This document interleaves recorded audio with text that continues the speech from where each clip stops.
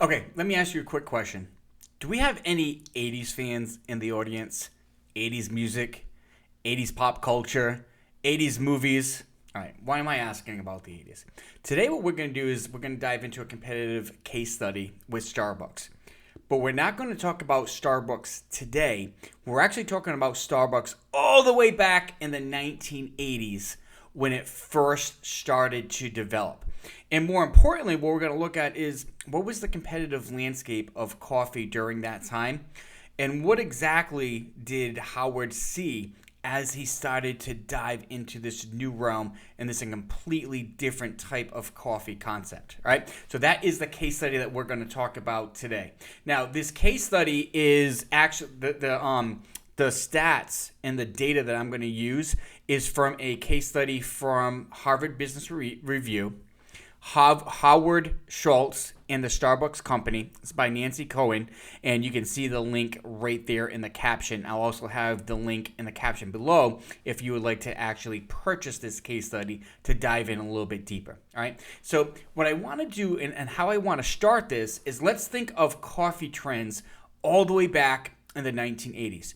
You know, in our competitive strategy, one of the things that we want to do is we need to identify industry trends. What's going on? What's up? What's down? What's happening within the industry? So in the 1980s, here's just a brief rundown of exactly what's happening. Pretty much the majority of coffee consumption was done by the coffee cans that you would buy at the grocery stores. And that was dominated by three main companies: Procter & Gamble, General Foods, which became Kraft, and Nestle.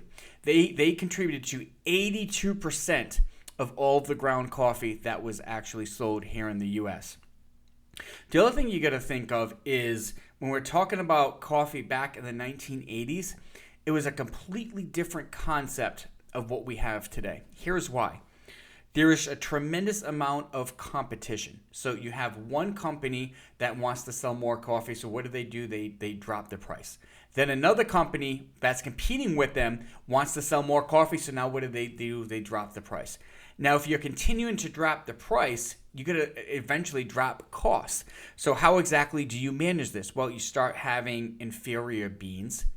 You start having a cheaper processing system. And eventually what happens is taste begins to deteriorate. You also had that canned instant coffee and stuff like that. So pretty much in the 1980s, what happened was coffee became a commodity. Now, what we mean by a commodity is whether you buy it from one company or another company, there's nothing different whatsoever. It's practically the same exact product. You're going to buy whatever's cheapest. And because of the deteriorating taste, as they continue to compete on price, quality goes down, taste goes down. Coffee is now a commodity. It tastes exactly the same, regardless of who you buy it from. It doesn't matter. You're just looking for the cheapest thing, and it doesn't taste good anyways. Coffee consumption started to slide during this time period, and this is why. You also had another dynamic. So you had the big three, Procter & Gamble, Nestle, Kraft. You had the big three selling coffee in the stores, but you also had a different dimension where you had coffee chains: Dunkin' Donuts, Tim Hortons, Honeydew.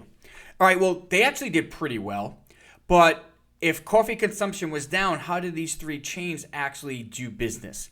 What's interesting is the focus on a lot of these chains wasn't coffee. It was actually side products. Have you ever been to Dunkin' Coffee? No, you've been to Dunkin' Donuts. Now it's Dunkin', but back in the day, it was Dunkin' Donuts. Is it Honeydew Coffee? No, Honeydew Donuts. Tim Hortons, they focused a lot on sandwiches, not the coffee. So you can see how once we started to get into the 1980s, 1960s, coffee ramped up. 50s, coffee ramped up. 70s, 80s, you started to see a tremendous downturn in the consumption of coffee, primarily because the taste just wasn't good. Again, we're talking about here in the U.S. Okay, so if coffee consumption is down in the 1980s, well, what's up? This is so fascinating to me. Don't ask me how this works. I cannot tell you. Soft drinks is up. Soft drinks is trending up. But health concerns is also trending up. That just doesn't make sense to me. Don't ask me. I'm not going to answer it. I'm not even going to try. All I know is those are the trends. But here's something that's really interesting that was up. Specialty coffee. In 1969, specialty coffee did $45 million in sales. In 1980, 11 years later, that $45 million jumped to $750 million. Huge, gigantic uptrend. The downside of that is it still only consisted of 10% of coffee consumption here in the US. So even though it's trending up, it only constitutes a small sliver of coffee consumption. That's one way to look at it. Or if you're Howard Schultz, another way to look at it is it's only 10% of coffee consumption today, but look at the upward trend. All right. So the question that we want to ask ourselves today is, as Howard Schultz, really the one who kickstarted Starbucks, was looking at this landscape, why did he think he could mass produce espresso bars here in the United States? Obviously, espresso bars are very popular in Europe, but what exactly was it that he was looking at that made him realize, you know what, this could be a fantastic competitive advantage here in the US? Okay, let's take a look at this. We're going to continue our shifting trends, right? So we talked about what's trending up in coffee, what's trending down in coffee, but now let's look at the demographic in general. What's happening in the Americana of U.S. culture in the 1980s? What's happening as far as the demographics go? Well, we got a couple of interesting things going on right now. Number one is rising incomes. In the 1970s, United States, the economy wasn't that great. Inflation was absolutely horrible. In the 1980s, that started to take track. There were a number of policies that were implemented that brought inflation down. Income started to rise, and the economy started to pick up again. Now, when the economy starts to pick up, now all of a sudden, items that seemed to be luxuries were now affordable luxuries. So what exactly am I talking about? Now, all of a sudden, individuals could actually go on vacations. And they could go on vacations to Europe or other countries or other parts of this country. They could start getting coffee at a coffee house or a coffee shop instead of having to buy that canned coffee at the grocery store, right? So some of these things that seem to be luxuries that individuals were not able to afford back then, now all of a sudden in the 1980s, these luxuries started to become more affordable. Here's something I think this is extremely fascinating. In the 1980s, especially in the 70s, this really started in the 70s, late 60s, especially in the 70s. It was the end of the front porch era, the third place. What in the world is the third place? Well, in society, you have a place which is your home, obviously. Then you have the second place, which is where you work. And then the third place is where you socialize. So back in the day, you would wake up at home, go to work, come back at home, but you'd hang out in the front porch, and that's where you would socialize with the neighbors and your friends. So what porch are we hanging out today? Who's walking around the street? What are the neighbors doing, right? As that front porch era ended, now all of a sudden there was an opportunity for this new place to socialize. Remember, as humans, we're social by nature, and we need these different environments where different people have opportunities to socialize. I'm going to give you Europe as an example. Espresso bars are huge in Europe. For coffee, yes, coffee is important, but it's a gateway to socialization. In the United States, that you might go to happy hour after work. If you go to Italy, especially walking around the beautiful piazzas of Rome, everyone's going to a cafe after work and sitting at the espresso bar, getting an espresso, chatting with your friends, and then going home. There's also in the 1980s during this time an interesting connection to Euro roots, right? And for a number of different reasons. Remember, as people start to travel more and they go travel to Europe more often, now they get to experience. And then for those of you who've been to Europe, that cafe experience is phenomenal. I'm going to be honest with you. It's very relaxing. It's very soothing. You're in a piazza. The aroma, the scent, the smells of the pastries is just extremely inviting. The coffee is top notch. The service is fantastic. Everyone's pleasant. You're sitting down, beautiful weather, interacting, looking at beautiful historical buildings. It is definitely an experience. So you had these connections to Euro roots. Number one, because of people traveling to Europe more often, but also because you had an influx of European immigration into the country at the time. This is around the time when my father immigrated to the United States.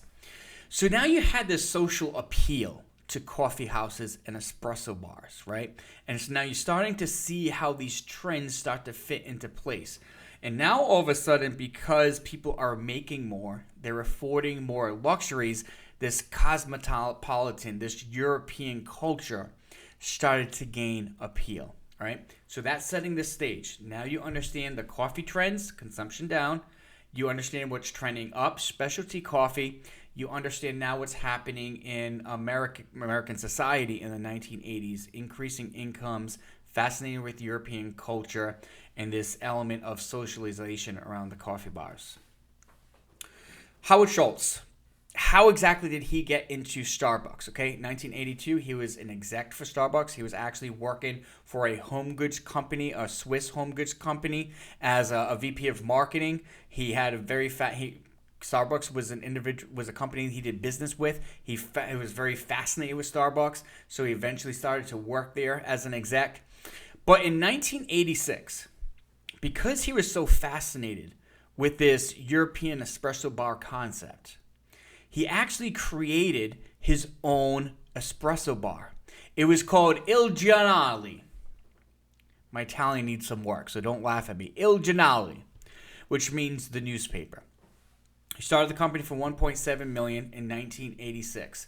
It was actually very successful. He had 3 locations. They were serving 1,000 people a day at a little espresso bar. That's insane to think of, 1,000 people a day.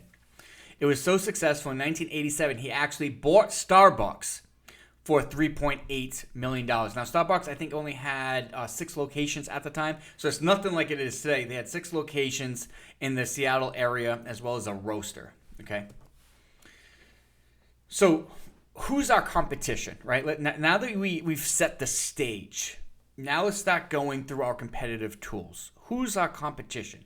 Well, we've got a couple of areas that we can look at. If we're looking at the big 3, Nestle, General Foods, Kraft, Procter & Gamble, especially the ones who sell to the grocery stores, that's an area of competition.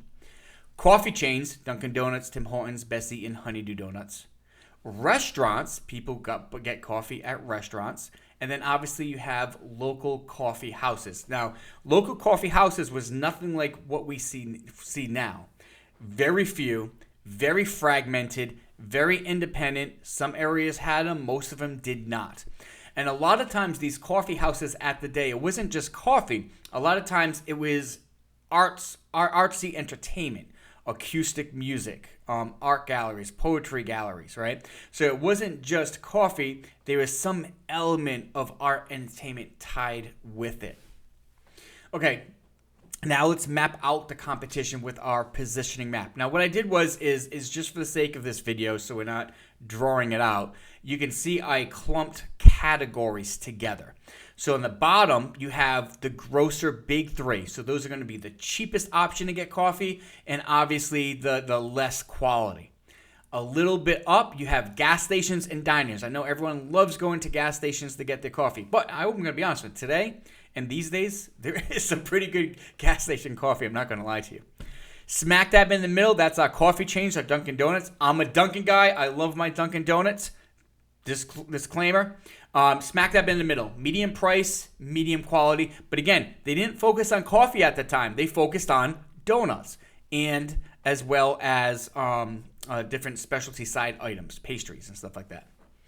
Now all of a sudden you got this big gap, and then we go all the way to the top right with the highest quality for the highest price. You have high-end dining. So obviously high-end dining Italian restaurants will have that gourmet espresso maker for tens of thousands of dollars. And then you have the local coffee houses. And again, the coffee houses, the experiment level is a little bit higher. The quality is a little bit higher. But again, like I said, like a lot of them had live entertainment or artsy entertainment, all right? Acoustic, poetry, art, stuff like that, all right? So this gives you the positioning map. So we're still setting the stage. Okay, what are our categories, right? Well, you got your grocer category, gas station category, coffee chain category, local coffee house category, high-end dining category. Where are the gaps? Look at the spot in the middle. Look at the spot in the middle. For those of you who are listening on audio, I'm looking at the quadrant. I am about 3/4 up in experience and 3/4 on the side with price. All right. So I'm not the most expensive. I'm not in the middle. I'm in that sweet spot in the middle of medium price to the most expensive. But look at it's wide open. And this is one of the things that Howard Schultz was looking at. There is this opportunity smack dab in the middle. I'm not going to compete with the grocers. I'm not going to compete with diners. The coffee chains, Dunkin' Donuts is already doing great business selling the donuts. I don't want to touch that. I'm not going to be a high-end dining location. But look at this spot in the middle. This is pretty fascinating. This can be really interesting. So let's take a closer dive. Let's take a look at that, right? So now what we're going to do is we have a 5P analysis. Now, I'm not going to go over every single one of these items just for the sake of time. You are free to download the guide where you can actually take a greater look at this. And just pretty much it summarizes what we just saw on the positioning map, right? So we know the big three, the grocery, cheap price, cheap quality, that the product's not that great. We know that the coffee chains at the time, the Dunkin' Donuts, yes, they sold coffee, but it's drip coffee, and they're really focused on donuts more than anything. And then if you really, really wanted good coffee, you'd have to go to a high-end Italian restaurant. Sometimes these coffee houses had some good coffee as well, all right? But now let's look at Porter's 5 forces. What does the competitive environment look like? And we're going to look at in the different categories, right? So as far as the competitive landscape, the grocery category, very fierce, very competitive, always trying to steal market share, always driving down costs, and that's why the taste was horrible, because they had to drive down costs in order to have such a cheap product. Specialty, this is where it's interesting. When I say specialty, I mean like the coffee houses, specialty coffees. It was pretty much undefined at this time. There really was not a lot going on. It was independent. It was undefined. It was fragmented. Some areas had a coffee house. Some areas didn't. So it was really an emergent type of a category. Retail, our Dunkin' Donuts, pretty healthy, really healthy, but had to rely on side products, the donuts. New entries, easy to open up a coffee shop. It's not that difficult. There's no IP, no patents or anything you have to worry about. Substitutes, we know that soft drink is on the rise. So will soft drinks overtake coffee? We'll see what happens. Supplier power, low in grocery, high in specialty. Buyer power, high with the grocers, low with the specialty. Again, you can see the slide if you want to dive into that a little bit more. Here's where I want to start looking. The analysis, competitive strategy analysis. Where should Howard Schultz compete as he tries to launch Starbucks? All right, let's take a look at these different options. Should he niche down? Well, I could be a very niche, high-end espresso bar, only catering to a small group of people. But that really wasn't his vision. His vision was a nationwide chain of espresso bars. So niching down might not be exactly what he's looking for, right? He could start urban. He could start in urban geography, start in Seattle, which it is where he started. But he didn't want to stay there. He wanted to grow eventually. So I don't know if a niche down strategy is exactly what he was looking for. Course leader? Absolutely not. Absolutely not. He did not want to compete with the ground coffee. He did not want to compete with the coffee retailers. He didn't want a cheap coffee experience. He's not going to compete on price. That's completely out of the realm. So again, remember, if a strategy doesn't fit, toss it out. Go to the next. Differentiation. Okay, this is where we can start looking. Is he focusing on underserved? Better? Not really. Okay, gaps in the marketplace. This is what he saw. This is the opportunity that he was looking at. Gaps in the positioning map. Is there a gap that you can fill with something the target will find valuable? The espresso bar, and pretty much what his concept was, it was a fusion. Euro espresso bar meets the urban coffee house. A fusion of the two. Even when you go to Starbucks, it's really not like a European espresso bar. They have the espresso drinks. It is completely different, but it is a fusion of an urban coffee house with the European coffee bar. And it's interesting that he did this for a reason. And the reason why he wanted to do that is because, again, the question was would Americans actually adopt the European espresso bars? Maybe they weren't ready for it yet. So what he did was he took something that was American, the urban coffee houses, and let's fuse that with the European espresso bars, okay? SWOT analysis. As you're looking at the SWOT analysis, again, I'm not going to go over every single one of these. You guys are free to download this and take a look at it in greater detail. But I want to point out a couple of interesting things right here, right? So number one, we already talked about the uptrend in specialty coffee drinks, 45 million in 1969, all the way up to 750 million in 1980. But take a look at this. Take a look at this next line. Peet's was actually able to charge double for specialty coffee, and they were getting it. They were able to charge double for specialty coffee. So what does that tell you? That tells you that there's a premium demand. What I mean by premium is people are willing to pay more money because it's something that they crave, right? In Italy, they had 20,000 espresso bars all throughout Italy. Remember, Italy's only a fraction of the size of the United States, but they had 20,000 espresso bars. So these are some of the elements that Schultz was looking at when he started to come up with this Starbucks concept. So he did buy Starbucks, and when he bought Starbucks, it gave him a total of 9 stores, a roasting plant, and 100 employees.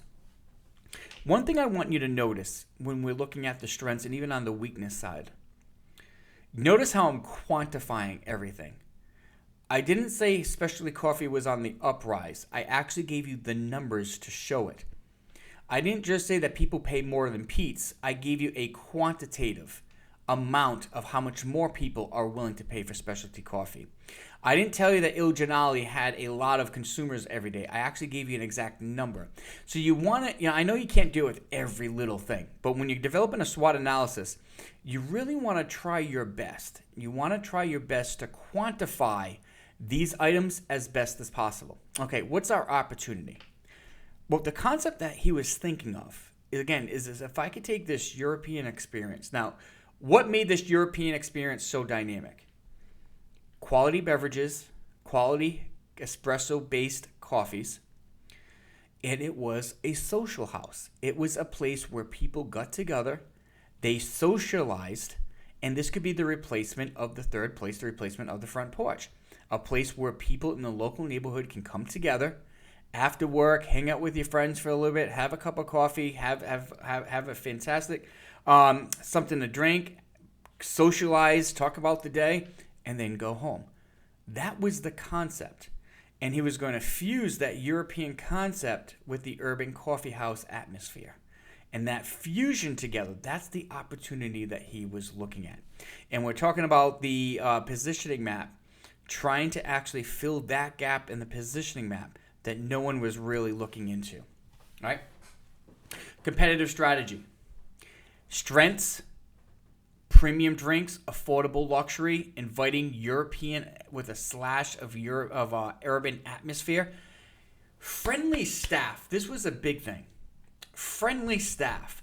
Here's something that was interesting. Back in that day, to train a new employee was $3,000. But to give the employee health coverage was only $1,500. So the concept that Starbucks went with was, hey, listen, in Europe, the barista, on it.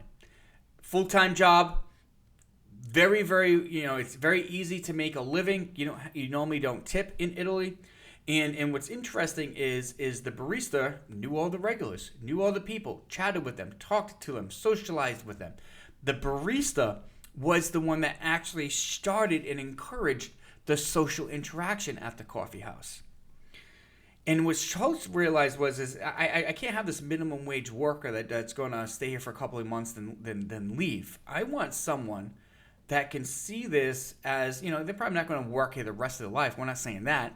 But someone that can be here for a couple of years, maybe during high school, maybe during the college years, young adult years, have health coverage, learn a couple of skills before they launch off.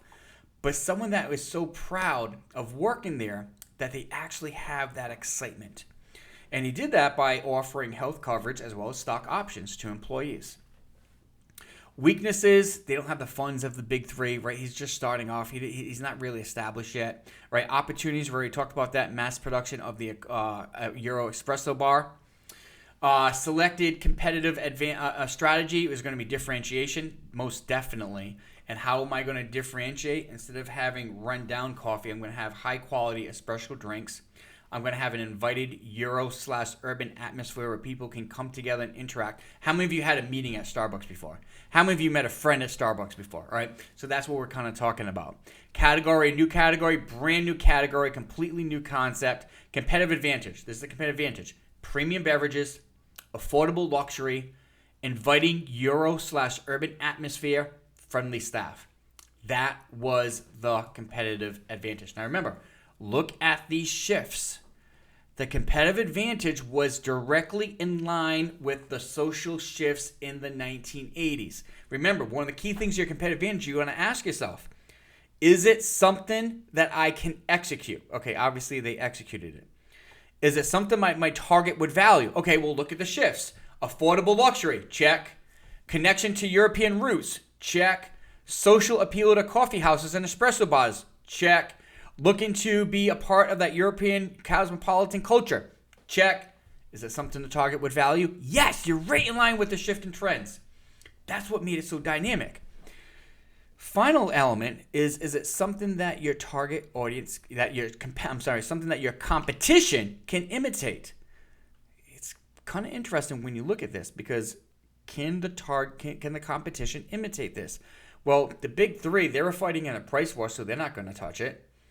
The coffee retail chains, they were focused more on donuts than coffee, so what exactly are they going to do? Coffee houses are more focused on entertainment. Fine dining is obviously more focused on fine dining. Coffee is a side product. You had an open category that not a lot of competitors were jumping into, which is what made this so dynamic, okay? So what worked? Why did this concept work? Number one, you had the Euro-urban experience. You had the ambiance, the inviting social house, premium coffee, all right? So this European cafe experience where people can get together after work or have business meetings or hang out with their friends as they're having a good espresso-based drink, all right? That was all executed properly. Motivated employees equals better customer service. This is so true in so many different ways. Chick-fil-A, Walt Disney World. Motivated employees equal better customer service. Healthcare and stock options for the employees. Customize their espresso drinks, right? So pretty much the concept was we want a barista that knows what they're doing. So if you want a customized drink, you got it. We're going to do it for you. But the employees loved going to work because they were paid well, they had health coverage, and they had stock options. And then finally, obviously, we have to put some business controls in. Controls in the coffee buying process, making sure it was high quality coffee, making sure that the store construction and design was consistent all throughout, regardless of where you went into the country. And you had systems in place for accounting, financial, and supply chain. So that is the brief rundown. That is how Howard Schultz actually saw an opening in the marketplace, a gap in the positioning map. He saw how this idea of this espresso bar in Italy and this one place for a social gathering for people to hang out with before and after work, for people to have meetings at, for people to enjoy each other's companies, for people to enjoy a high quality espresso beverage. He saw that element, fused it with the urban coffee house, and brought that at a price that was a affordable luxury, right? So you're definitely charging a premium, but it's not so high where someone cannot afford it. Now, today they're getting pretty high. I'm not going to lie to you. But so this just gives you a brief rundown on how you can apply your competitive strategy. Again, this is Starbucks in 1980s, not Starbucks today. Things have shifted quite a bit. But this is exactly how Schultz was able to use the same exact strategies that you now have access to build the company to what it is today. All right, I hope it was beneficial for you. Bible verse of the day, Proverbs 16:3. Commit to the Lord whatever you do, and he will establish your plans. Commit to the Lord and whatever you do, and he will establish your plans. My prayer is that in everything that you do, we all know that you have a purpose, that God has a purpose, that God has unbelievable plans for your business, consistently discern what those plans are and allow those plans to always be revealed to you as you drive your business forward. I hope you have a fantastic week. Always succeed. We'll talk to you in the next one. See you later. Bye.